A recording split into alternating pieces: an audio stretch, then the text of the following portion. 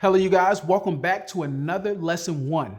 In this lesson, we'll be talking about how you can actually use your bank to lend to yourself for different things such as businesses, investments, or expenses, right? So we'll go into each one of those and tell you how it works and the principles behind them. So let's get started. So first, I want to start with a little story or some information, some background information about the Rockefellers and how they used a very similar technique to actually grow and perpetuate their wealth for generations and generations, right? So what the Rockefellers did was they created their own family banking structure.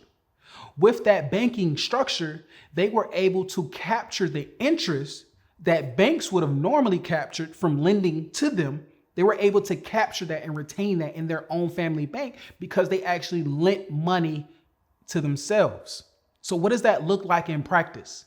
So once we have our new digital bank capitalized, we can then use services to borrow against that collateral because any asset can be used as collateral. So we borrow against that collateral and we can use it to start things like businesses, right? Imagine being able to pull from your own bank, your own capital, self-capitalized bank, charge yourself a percentage of interest, give yourself your own repayment terms, and use those loan funds to acquire another asset, right? What does that do for your family? What does that do for your bank when it comes to generating wealth, right? It's a very, very powerful technique. So aside from using that capital and lending to yourself to start a business, you can also lend to yourself for investments.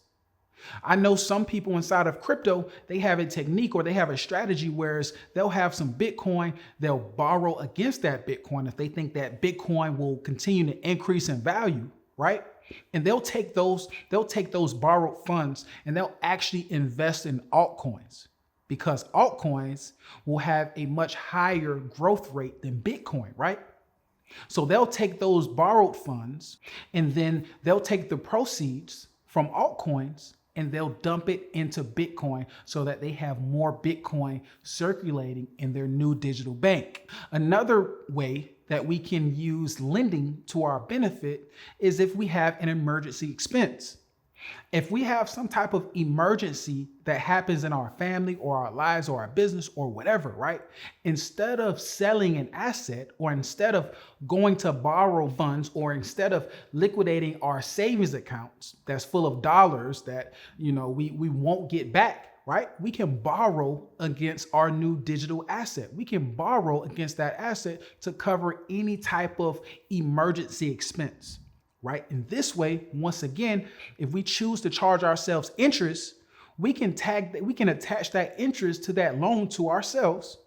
And that way, when we pay ourselves back, we're actually paying ourselves back interest in the same way that we would pay a traditional lender back, except now our own bank is capturing all of that wealth. And on top of that, we're forming very strong habits that compound over time. Okay, so a quick recap. We've learned how we can use our bank to fund our businesses, to fund our investments, and we've also learned how we can use it to take care of unforeseen expenses in a way that puts money back into our pockets because we've created a system to pay ourselves.